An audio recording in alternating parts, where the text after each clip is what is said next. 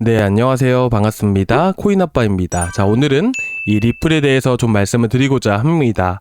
저희 구독자 방안에서도 리플을 보유하고 계신 분들이 너무나도 많이 계시더라고요. 그래서 많은 분들이 리플에 대한 요청을 하셔서 이 세력들, 현재 리플을 끌어올린 세력과 고래에 대한 흐름들을 집중 분석해보는 시간을 가질 거고요. 여러분들이 오늘 이런 세력에 대한 분석들을 한번 보시다가 좀 도움이 되셨다라고 하시면 또 리플 말고도 다른 코인들을 들고 계실 거 아니에요. 그렇죠?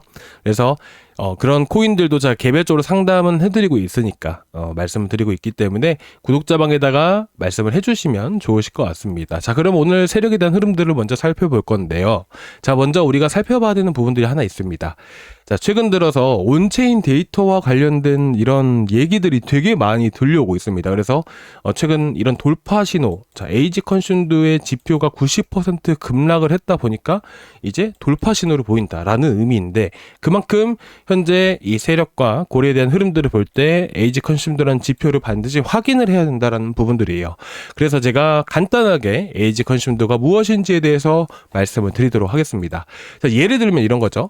자, 에이지 컨슘드라는 것은 쉽게 말씀드려서 지갑과 지갑 간의 대량의 물량이 교체가 되었을 때, 대량의 물량이 이동이 되었을 때 나타나는 지표가 바로 에이지 컨슘드라고 얘기를 합니다. 그래서 예를 들어서 여러분들께 말씀을 드리자면, 철수가 비트코인 100개를 2010년도부터 해서 가지고 있었다라고 가정을 해볼게요. 지금 2025년도까지. 그리고 영희는, 자, 우리의 영희는 100개를 가지고 맨날 단타식으로 해가지고 지갑에 넣었다 뺐다 주구장창 단타만 치고 있다라고 가정을 해봅시다.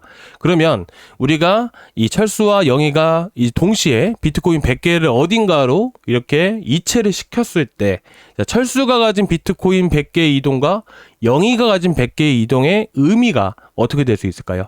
얘는 2010년도부터 해서 15년간 들고 있었어요. 15년, 16년 이상을 들고 있던 코인이에요. 근데 갑자기 이체를 시켰대요.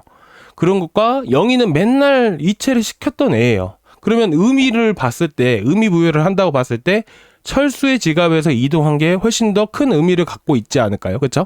그렇다 보니까 어떻게 돼요? 기사들 보시게 되시면 보유 고대 8만 개 비트코인의 보유 고대 고래가 비트코인 4만 개를 이체시켰다. 이런 얘기들이 그래서 뉴스에 나오는 겁니다. 그렇죠? 이런 뉴스들 많이 보셨을 거라고 생각을 해요. 그래서 이처럼 이 에이지 컨슘드라는 지표는 뭐냐면, 이 코인 이동이 있었는데 이 코인이 해당 현재 지갑에 얼마나 오랫동안 보유가 되었는지, 그리고 그 홀딩 기간까지 포함해서 얼마나 많은 물량을 보유하고 있는지에 따라서 어떻게 표시가 되냐면 이런 식으로 표시가 됩니다.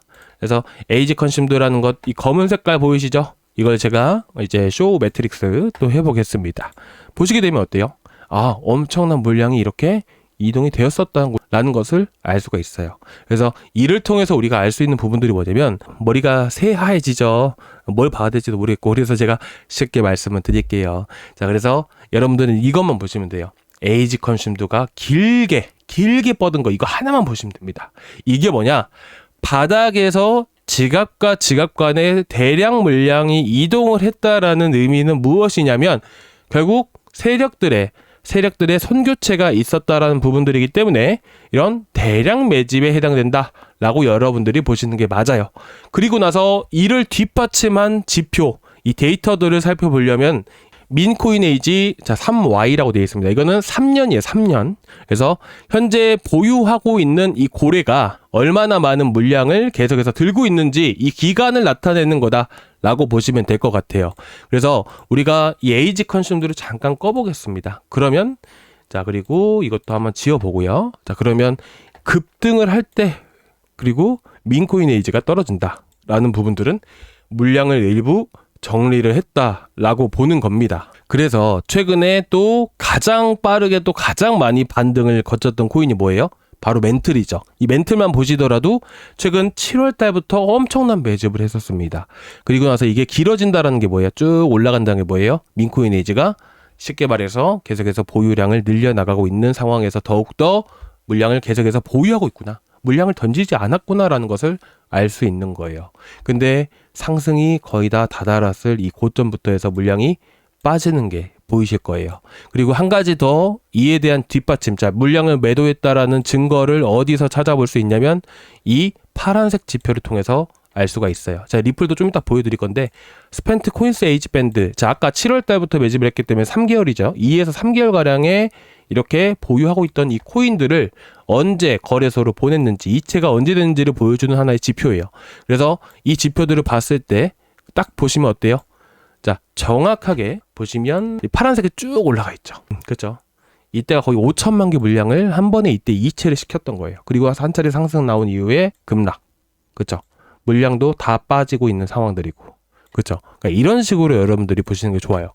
자, 그러면 이 흐름들에 맞춰서 리플을 정확하게 좀 분석을 해보겠습니다. 자, 보시면 이 에이지 컨슘드가 크게 나타냈던 시기가 바로 2022년 12월이었습니다. 그래서 현재 2022년 12월부터면 대략 3년이 넘어가는 시간이잖아요. 그렇죠? 그래서 현재부터 해서 이 빨간색이 쭉 증가를 하고 있죠. 이거는 계속해서 물량을 모아갔다는 거예요. 일부 물량은 정리했지만 대부분의 물량은 보유하고 계속해서 모아갔다는 것이죠. 그리고 나서 크게 급등을 했을 때 멘틀과 똑같이 이런 흐름들을 또 보여줬었고요. 그래서 결국 이 고래들의 단가 구간들을 우리가 생각을 해봤을 때 현재 보시게 되시면 이제 3Y라고 보이실 거예요. 3Y를 현재 시점에서는 보는 건데 2024년 급등하기 전까지만 하더라도 3년이 아니잖아요. 그래서 우리가 2년짜리를 켜보고 보겠습니다. 우리가 이를 통해서 알 수 있는 부분들이 너무나도 많기 때문에 제가 말씀을 드리는 거예요. 그래서 다 꺼놓고 우리가 2년짜리만 쫙 보게 되면 자, 어떻게 되느냐, 정확하게 이 고래들의 단가를 지켜주면서 강세를 보인 게 알 수가 있습니다. 그래서 현재 이 고래들의 단가 구간들을 통해서 리플의 강력한 지지 라인을 알 수가 있고요. 그리고 상승의 시작은 결국 고래들의 단가라는 것을 알 수가 있죠. 그래서 여러분들이 리플뿐만 아니라 어떤 코인이든 간에 들고 계신다고 하시면 이 엄청난 물량을 매집했던 주포들의 흐름들을 여러분들이 보시는 게 좋아요. 그래서 보시게 되시면 수평선, 꿈틀거리는 빨간 선, 이 빨간 선의 교차 지점의 가격, 이 1번 위치가 이 당시에는 고래들의 단가였습니다. 그래서 이 수평선 위쪽에 이런 식으로 그림이 그려져 있죠. 그렇죠? 이런 것들이 현재 이 수평선 위에 있다면 고래들이 현재 수익 중이구나 라고 보시면 되세요. 그래서 현재 쭉 당겨보면 어때요? 확실히 가격의 등락은 크게 있지만 이 수평선 위치로 봤을 때는 거의 고래들의 단가 구간들을 거의 지켜주고 있다는 것을 알 수가 있어요. 그래서 여러분들이 과거 흐름들, 급등하기 전의 흐름들을 보게 되면 일시적으로 이런 저점 구간들을 계속해서 지켜주는 이유가 분명히 있었다라는 거예요. 그러면 여러분들이 보셨을 때 리플을 이때 매수를 하셨더라면 이때 교차 지점들, 이런 자리들, 그쵸? 이런 자리들이잖아요. 여기 자리들이에요. 이런 자리에서 매수를 하셨겠죠. 그쵸? 근데 어쨌든 지금은 상황에서는 올라간 상황이고, 그리고 마찬가지로 지금은 2년이 아니라 3년을 훌쩍 넘어가 버린 시기이기 때문에 우리가 그래서 3년짜리 흐름들을 보는 겁니다. 그런데 이 3년짜리 흐름들로 봤을 때는 자세히 보시게 되시면 오른편에 38.58이라고 적혀 있어요. 잘 안 보이시죠? 이게 무슨 의미냐면 현재 고래 매수 단가로부터 현재가 기준으로 38% 위에 형성이 되어 있다는 거예요. 현재가가. 그러면 현재가로부터 해서 대략 마이너스 한 40-50% 정도 측정을 해보면 되겠죠. 그게 바로 고래들의 단가예요. 뭐 여러분들이 한번 계산을 해보시면 좋으실 것 같아요. 그래서 그 구간들이 강한 지지 구간이다 보니까 최근에 밑꼬리 달고 쭉 떨어졌던 적이 있었죠. 그 밑꼬리 구간이 거의 고래들의 단가였기 때문에 강하게 지지를 해주고 다시 반등을 보여줬던 이유이기도 합니다. 그리고 이어서 이제 고래들의 매도세가 나왔던 시점들을 우리가 찾아봤을 때 봐야 되는 부분들이 뭐라고 말씀드렸었죠? 바로 스펜트 코인스 에이지 밴드. 자, 이 파란 색깔을 봐야 된다라는 거예요. 그래서 이 파란 색깔 보이시죠? 이것만 보시면 되세요. 그때가 고래들의 매도세가 나왔던 시점을 나타내는 겁니다. 그래서 앞에서부터 좀 차근차근 하나씩 보겠습니다. 자, 그래서 보시게 되시면 이 물량들이 여러분들 보시면 고래들은 이 물량을 얼마나 많이 들고 있을까요? 우리가 상상한 것보다 그 이상으로 엄청나게 많은 물량들을 모아가고 있어요. 그래서 보통은 상승할 때 거래량이 되게 많이 터진다는 거 아시죠? 개인들이 엄청나게 매수를 많이 하니까. 보통 그럴 때 이 세력들도 차익 실현하기 위해서는 누군가에게 물량을 넘겨줘야 돼요. 그렇잖아요. 그렇기 때문에 보통 상승할 때 많이 매도를 하게 됩니다. 그렇죠? 이 빨간색 선이 쭉 떨어지는 건 뭐예요? 매도를 한다는 의미예요. 그렇죠? 그래서 이렇게 올라가는 시점별로 해서 상승이 강하게 나와줬을 때 물량을 정리한다는 것을 알 수가 있고요. 이를 통해서 또 알 수 있는 부분들은 분할 매도한다는 형식으로 봤을 때 이 고래들의 매도 지점들이 거의 고점에 해당된다는 것을 알 수가 있습니다. 그리고 쭉 넘겨보게 된다면 이때도 마찬가지였죠. 엄청나게 급락하기 전에 물량을 대량으로 이동했다는 것을 우리가 또 알 수가 있습니다. 자, 그러면 현재는 어떨까요? 현재 고래의 흐름들은 또 어떻고 언제 최근에 또 매도를 했을까요? 자, 보겠습니다. 최근 급등했을 때 보겠습니다. 자, 보시게 되시면 어때요? 자, 보시게 되시면 최근 7월 21일 날 대량으로 물량을 던진 걸 확인을 했습니다. 그리고 급락했을 때도 물량이 던져졌고요. 그렇죠? 그리고 나서 쭉 빠지죠. 이때도 계속 던졌었던 부분들이고요. 그렇죠? 이런 것들을 보면서 단기적으로 하시든, 자, 대부분 다 중장기적으로 보시는 분들이실 거예요. 중장기적으로 본다면 더 많은 물량들을 던지겠죠. 그리고 현재 위치에서 봤을 때 어때요? 이 빨간색 선이 내려가고 있다가 쭉 늘어나게 되죠. 그렇죠? 계속해서 물량을 매집하고 있는 거예요. 그리고 최근에 급락하기 전에도 볼까요? 물량 던졌습니다. 얼마 안 돼요. 얼마 안 되는데 어쨌든 던진 건 던진 겁니다. 그래서 우리가 현재는 고래들의 매수세가 계속해서 들어오고 있는 시점이기 때문에, 그리고 현재 시점에서 하락할 때 보게 되면 하락할 때도 물량 던지는데 지금 던지지도 않죠. 그래서 너무 걱정하지 않으셨으면 좋겠고, 지금 시장이 불장이 끝난 게 아닙니다. 불장 시작도 안 했습니다, 애초에.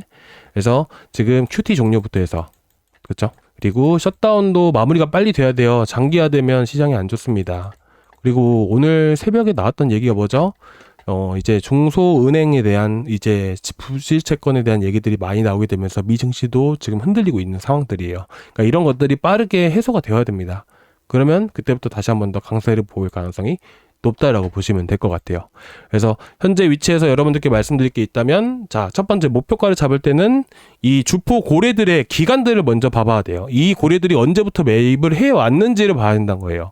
그래서 그런 부분들을 먼저 파악을 하고 이 고래들의 맞는 지표들을 선택을 해서 이 고점이 언제 나올지, 고래들이 매도 나오는 흐름들을 보면서 우리가 목표가를 잡아보는 게 가장 중요하고요. 그 다음에 중요한 부분들은 고래들의 단가 구간들을 기준으로 해서 강한 지지 라인이 형성이 된다. 근데 현재부터 고래 단가까지는 거의 밑꼬리 하단 구간에 형성이 되어 있다 보니까 이 구간까지 솔직히 말해서 떨어질 가능성이 현저하게 떨어진다라고 생각합니다. 그리고 마지막으로 말씀드릴 부분들은 아까 말씀드렸던 것들, 현재 통화 정책에 대한 불확실성은 어느 정도 조금은 남아 있는데 거의 해소가 됐다라고 생각을 합니다. 하지만 더 중요한 부분들은 셧다운, 그리고 그다음 봐야 되는 게 뭐죠? 이제 관세에 대한 문제들, 이게 다 완벽하게 해소가 되어야 돼요.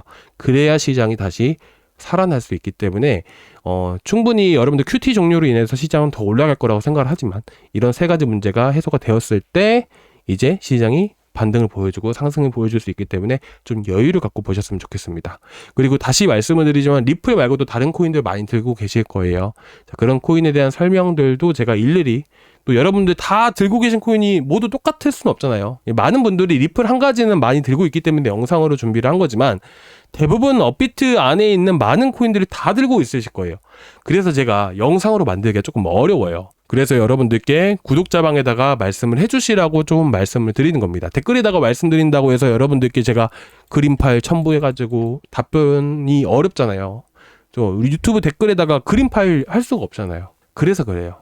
그러니까 구독자방에 말씀을 해주시고, 저희 고정 댓글란 보면 구독자방 링크가 하나 있습니다. 그거 타고 들어오시면 되세요.